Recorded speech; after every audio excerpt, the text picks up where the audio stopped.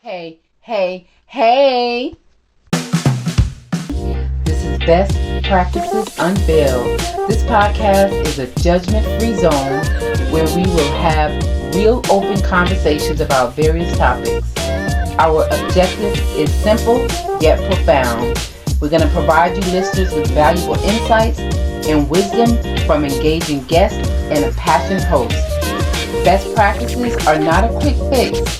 They represent a lifelong journey of growth, learning, and continuous improvement. We are creating a space that embraces inclusivity and shared experiences, offering something for everyone. Stay tuned. Welcome to today's episode, where we're diving into the inspiring world of mental health and childhood development with our incredible guest, Brittney Sneed, a passionate mental health professional with dual master's degrees. Brittney has dedicated her career to supporting at-risk youth and making a profound difference in her community. Her journey from childhood education to clinical psychology and behavioral assessment reveals a commitment to understanding and nurturing the complex emotional landscapes of children. Join me as we explore Brittney's transformative work and the meaningful impact she's creating for families and young individuals. Thank you so much for joining us today, Brittney. I know I've given you, our listeners, some information on your background, but if you can expand on that for us, that would be great. Definitely. Like you said, I'm Brittney Sneed. I am a therapist right now. I work in the field of foster care. I did work in the field of patient therapy, working with individuals who are diagnosed with any type of mental health diagnoses. You think of bipolar, schizophrenia, a myriad of different diagnoses. I did that for a while. And then now I just found myself now working child welfare and working also with the youth, at-risk youth. That's my big passion. And then also working in the field of children who are diagnosed or individuals who are diagnosed with autism. Wow. It's a lot. It's a lot. Yes, absolutely. Absolutely. So I have a few questions here. I just want to what I want to do today is provide an overall view to our listeners to help them better understand the crisis that we're in regarding mental health today. Starting from, I'm going to say our parents, because they need guidance and instruction as well. Sometimes we don't know what they're experiencing or what they're going through. Absolutely. Most of them, of course, they have children to have to look after. And then on the other side of that, sometimes parents have children that have unique needs that they have to be able to maintain and know how to guide them and nurture them as well. So what inspired you to work with children and families, and how do you see mental health support as crucial for healthy, positive family relationships? That's a good question. I feel like for me, what inspired me was me being the oldest of my siblings. My mom putting me in charge and me having a passion for caring for kids. I grew up in the church, working with the youth. I was a youth. I'm still working with the youth. That was something that just inspired me. I grew up thinking I wanted to be a teacher. I'm practicing with my little teddy bears and stuff like that, teaching them. And I just always had a passion for the neighborhood kids. Like, I just want to bring them under my wing, even if we're the same age. It's just something about children still to this day that I'm passionate about. And then, bringing it into the families, I think it's so important because my job now allows me to work with families where I'm providing parenting skills. Like you mentioned, there's some families who don't even know that the parents went through something. I didn't find out later in life that my mom, she went through, I don't want to say traumatic events, but she went through things in her life with her own her parents, my grandparents, which caused her to treat me a certain kind of way. And I took it as malice because I don't want to say I was ignorant, but my mom didn't tell me. Whereas I think having those conversations, parenting skills, and telling the parents it's okay to be genuine and be yourself, and even let your children know once they get to a certain age, I'm dealing with this. For me, for example, I suffer from, just gonna be honest with you, anxiety. I'm a therapist and I'm just truly just authentic. I suffer from anxiety and panic attacks. So with my son, I'm very short sometimes with him, and I'm very apologetic to him when I feel myself or my anger or frustration coming off to him. I'm very apologetic. So I think if we have more parent conversations, between the dialogue between the kid and the child and the families, I think that'll solidify our family units and make it not a stigma so much in Black communities about mental health. There's something wrong with you, because there's nothing wrong with you. Because I have anxiety, I just perceive the world a little bit different, and I experience, and things make me nervous when it may not make you nervous. Right. But I'm okay with that. It's not a stigma. And, being a mental health therapist, I brought that into my own family. So now we're able to sit down having conversations, and my parents and my family understand me.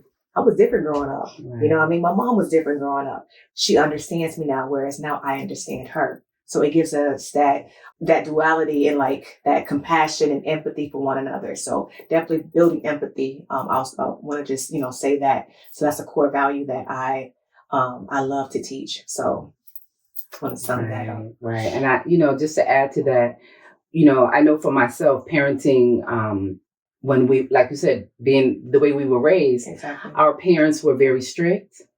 They didn't share a lot. Mm-hmm. And I think that if we did have more conversation surrounding trauma, or, sometimes you wonder why. My mother used to come home from work sometime and she was just angry. Exactly. And, as children, we take that in and we perceive, oh, what did I do wrong? Mm-hmm. Why is mommy upset? I did everything she asked me to do. And I had to realize as an adult, it's nothing to do with me. Exactly. But everything to do with maybe what she's experiencing in life, Exactly. So I think that that's important to open those lines of communication mm-hmm.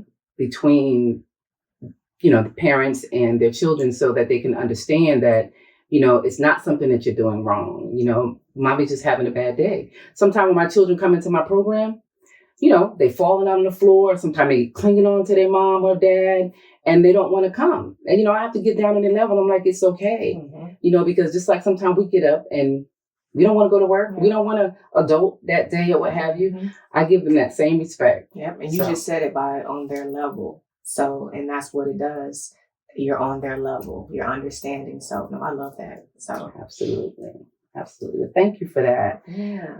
So when we talk about children with unique and mental health needs, like autism or special diagnosis, what are the key differences parents should understand in supporting their emotional and developmental journey? That's a good one. So I'm going to start with autism. Like I say, those individuals who are diagnosed with autism, especially the children, they use the word different. You're not different. You perceive the world differently. I say this, we're living as typical functioning individuals. We're living in a different world from them, and we try to set them apart to make them fit into our world. Space. A lot of autism, a lot of the work is to make them understand social cues and how to fit into our life. And it's not fair. So I'm passionate about teaching the parents, your child just isn't different. They perceive the world differently. And it's okay to get, like you just mentioned earlier, to get on their level. Right. And the same thing goes for the schools. I saw that a lot in the school. There's a special needs class, and it's separate. Lunch was separate, things like that makes the kids stand apart, right. In a negative way. So if we were, learning about your diagnosis, your kid's diagnoses, if it's ADHD, if it's autism, you don't get diagnosed with bipolar disorder until you're a little more in your teen years. But those other things, kids go through things in life. I'm struggling. I'm just gonna be honest with you right now. My child has a fear of the dark or just being by himself. Where he got that from, I don't know. It frustrates me. But me understanding him, it allows me to understand, my baby, for some odd reason, doesn't like the dark or doesn't like being alone, or he's too hyper, something like that. And it allows me to talk to him in a certain manner, to receive him, to perceive him, and allow me to not be so frustrated. So I think understanding your child's diagnosis allow you to understand them and build that empathy. Once again, like I say, empathy building, and also feel that sympathy, because like you were saying, us parents sometimes, we have things we have going on, or we may have went through the same thing our kids went through. I had to think about it. I get upset with my child being afraid of the dark or something like that. I had the same thing growing up. Mm-hmm. So I just try to, I empathize and I sympathize with my child. And I think learning your child's diagnoses or understanding and working with the therapist, the community at large, talking to your friends about it, it takes away that stigma and it normalizes the diagnosis and change it from you're different. You're not different. Right. You know what I mean? We're perceiving the world. All of us are perceiving, everybody in this place is perceiving the world differently, but that doesn't make us different. We're just set apart. And I like to use the word, Marvin Gaye had a song, it's called Sanctified. And that's, kind of biblical. And that's what it is. I feel like we're all sanctified. We're set apart. So, and that's how I feel, to answer your question. It just allows us to, the parents to understand their child's needs. What can I do instead of, my child is different. I don't want to talk about it. I don't want to share nothing with nobody. Right. It builds that camaraderie with everybody in the community, the church. There's a stigma in the church. Once it builds that, everybody's acceptable of it. And what can we do to help? You'll be surprised once you start opening up and just talking to people and expressing what you're going through, what your child is going through. You'll be surprised how much help and resources are out there. Absolutely. Once you break down that gate. Absolutely. And I think that's what happens. So we take away that word different, and make it set apart, Right. I just like to include everybody, That's what it is. All inclusive. And that's why I wanted to bring forth this platform, because it's a non-judgmental zone to have these difficult conversations and to shed light on, I think, societal influences, if you will, because everybody wants to be in this perfect framework, if you will, and it's not. We all have our own experiences, and I think that our upbringing has influenced the way we see the world, even with our children. We expect them to live up to certain standards as opposed to just meeting them where they are, engage them where they are, and just move forward from there. Yeah. So, and I know you get that, especially, working with the youth and stuff like that and seeing all different kids. So I know you get it totally. Yes, so I do. And, I love the work that I do because I love being able to be impactful on their lives, because again, they're coming from different environments. Some of them are not as enriched as, we may expect them to be or what have you. But when they come here, I try to allow them to have those experiences. And it's not that, parenting, I think, doesn't come with a handbook. No, ma'am. We learn as we, as we move through it. Yeah. Absolutely. As am I. And I just think it's important that we put the children at the forefront. Yes, ma'am. But the parents are the children's first teachers. So they need to have an understanding first. Yeah. Right? Yeah. And that's why I love teaching parenting skills too. Working as a therapist and being there, the parents are open. Once they have a counselor come in, they're kind of like, I got help. And I'm gonna tell you one thing about me. I'm so dedicated to all of my foster parents, all my clients. I don't care what time of day it is. Whatever's going on in that household with my client, my kids, call me. I got your back. I'm gonna talk you down, calm you down first. Let's get you calm and let's take care of the situation. Right. So like you said, make it inclusive and just accepting everything. You know what I mean? So absolutely, I love that. Yeah, that's wonderful. Can you share a story that shows how understanding a child's mental health can help parents build stronger connections with their children? Okay. It's going to be a personal story. I haven't really shared this with a lot of people, so I feel comfortable sharing it with you, especially on this platform. Growing up, I struggled with death. I lost my grandfather he was my world. He was my king. He was my everything. He was my musical partner. I love music. I would call him, Granddaddy, you heard the new da-da-da-da-da. I'm still waiting to this day. He died in 1997. I'm still waiting to tell him about, you heard that new Erykah Badu Lifetime? You heard that? You heard that new Rome Belong? Like, I'm still waiting. Those two songs, I'm waiting to share. Like, what do you think about him? Because he was always my go-to. My grandfather was killed in an car accident, in 1997, 5 days before my birthday. I suffered from depression. I couldn't sleep at night. It was traumatic for me seeing my grandfather in the newspaper, seeing his body. It took me a long time to go up to the casket and everybody's like forcing me to do it. I wasn't ready, to say goodbye. That's a goodbye. So I fell into a deep depression. Both my parents saw it at that time. Both my parents were divorced at that time. But it was my dad's father. So we were all in Georgia, and I remember my mom and dad in the kitchen having a discussion about how I'm behaving. She acting so weird and just, she ain't been herself. And, on the same day, everybody saying happy birthday to me after we just buried my granddaddy. Happy birthday, Brittney. Happy birthday, Brittney. I'm not saying thank you to nobody because it's like on my mind, I'm gone. And I'm not saying nothing back because I've disassociated and just, I just see my favorite person leave. Said my last goodbye. I can't say happy birthday. Every year it's tough for me on my birthday, every year. However, like I said, me and my parents, we were in my grandmother's kitchen. And I remember my parents talking as if I wasn't there. My mama said, she's acting like this and she's doing this and she's doing that. She named all the things I'm doing. and then they start arguing back and forth. At that time, I needed my parents. I'm saying all this to because you want an example of how parents can be help to their kids during this time. At that time, I needed my parents. Talk to me. I'm 12 years old. Right. Talk to me. It's okay to talk to me. Ask me what I need.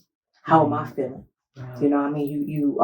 I'm projecting, I'm showing you, but you're not asking me. At that time, honestly with you, I felt like I could have been Baker acted.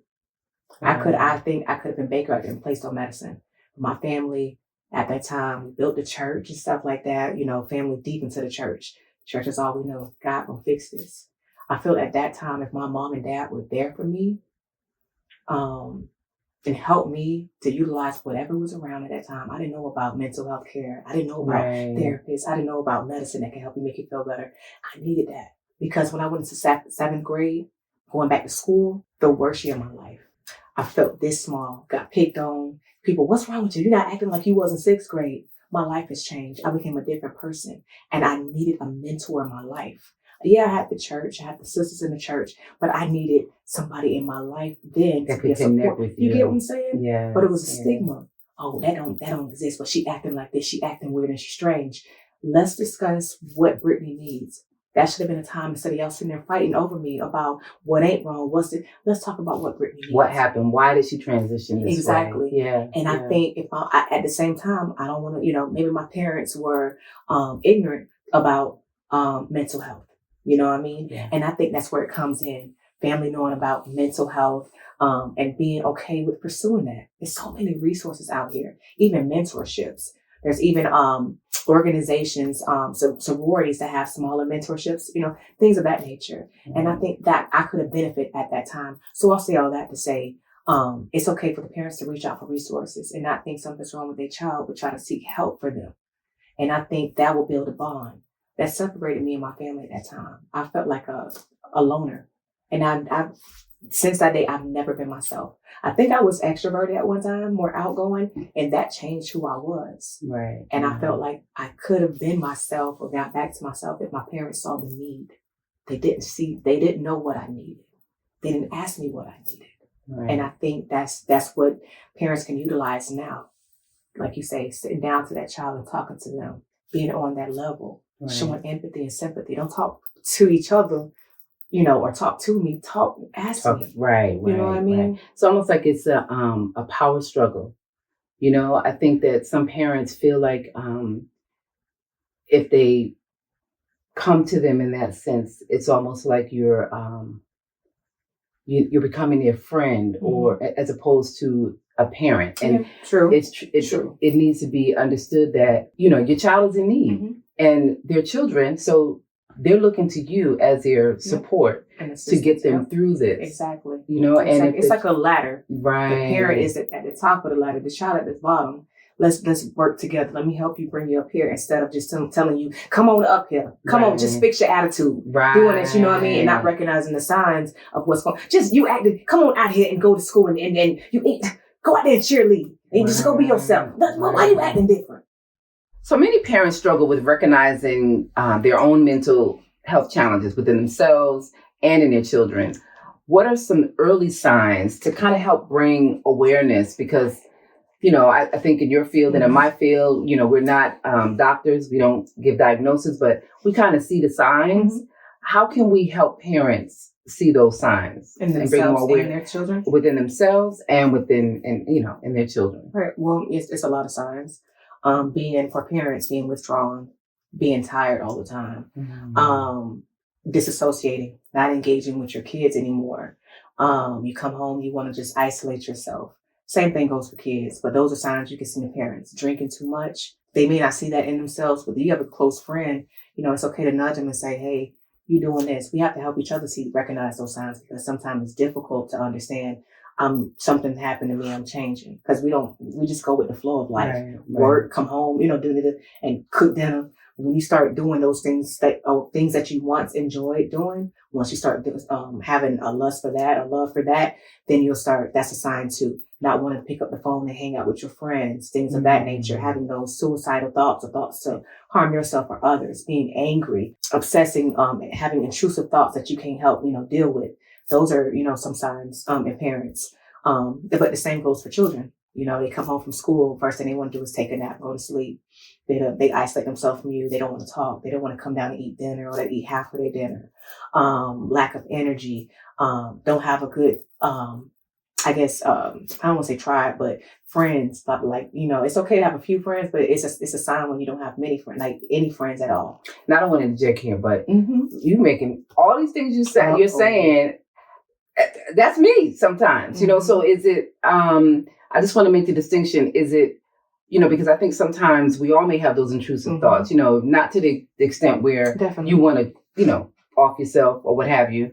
But just like life gets full sometimes. So I think to what degree, to how, you know. That's a good question. So how we, I do diagnoses. So in the we use the DSM-5. So when you're having more than, I would say 5 days a week, experiencing some of those symptoms of having those intrusive thoughts, or you try to lay down or take a nap, go to sleep, and you can't because thoughts are just going through your mind, that's when you know this is the time I need to see somebody. When you got that feeling in your stomach, anxiety, and you're shaking, and you're nervous, and even when you're going to work, you're driving to work, and you're feeling nervous.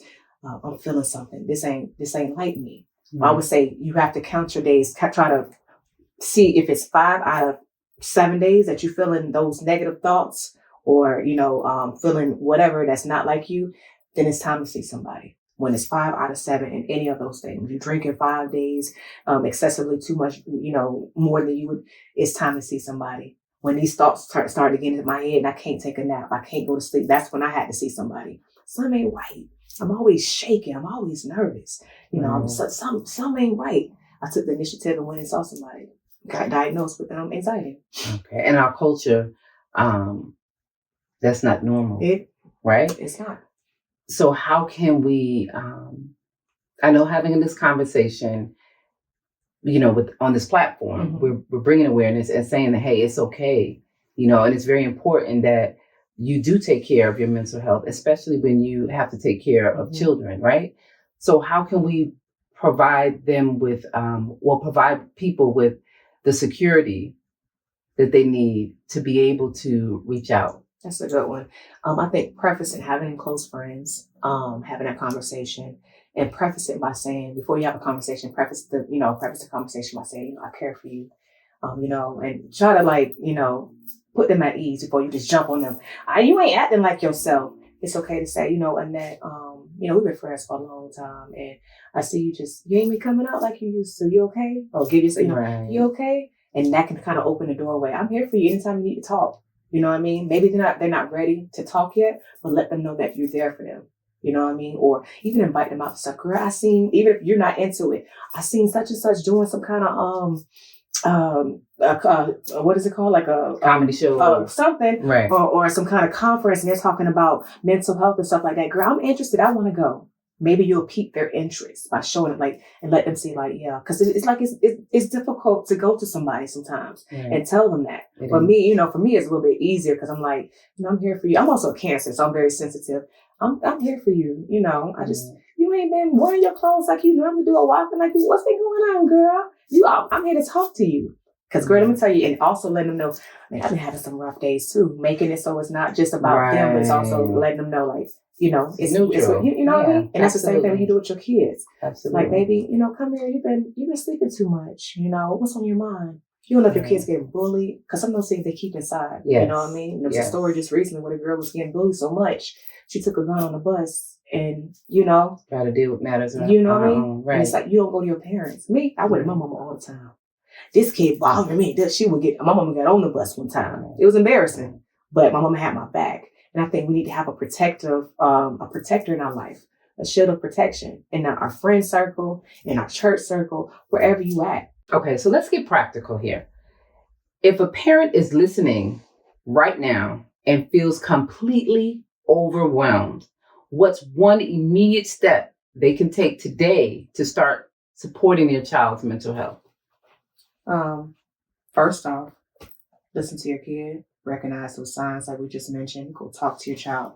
If you're having trouble, there's always Grace Point that's out there. You can talk to somebody, have your kid take your child to a hospital, have them evaluated, and reach out to a counselor.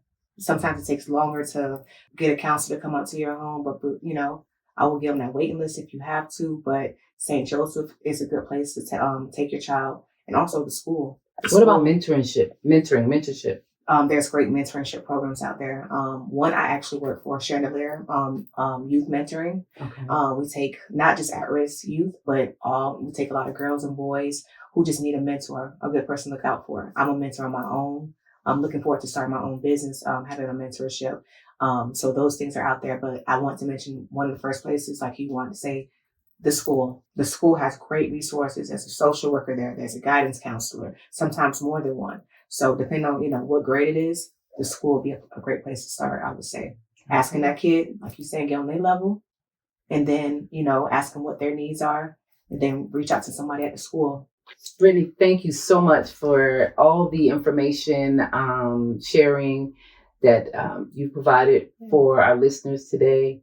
I would love to get some resources so that we can provide our listeners with some resources regarding mental health and different strategies they can use for, for themselves as well as for their children. Most definitely. Thank you so much for your time. Yeah, no problem. Thank you for having me. No problem. Hello, everyone. Welcome to Best Practices Unveiled, the podcast where we explore powerful strategies and meaningful interactions that inspire growth, innovation, and unity. I am your host, Annette Eberhart, and whether you're an educator or a parent or both, this space is dedicated to supporting you and creating positive, lasting change. In every episode, we'll dive into research-based best practices and real-life stories that highlight the importance of building strong connections with children, both in the classroom and at home. We'll uncover strategies to support development, promote well-being, and enhance the learning experience through collaboration between educators and parents. As a community, we play a crucial role in shaping the future of our children. And together, we'll explore how creating positive interactions, whether in the classroom, the home, or the wider community, can inspire innovation, nurture emotional and cognitive growth, and lay the foundation for a thriving future. So whether you're a teacher looking for some practical tools, maybe a parent seeking to foster a nurturing environment, or someone passionate about children's development, join me as we unveil the insights that will help you create meaningful, impactful ways, one positive interaction at a time.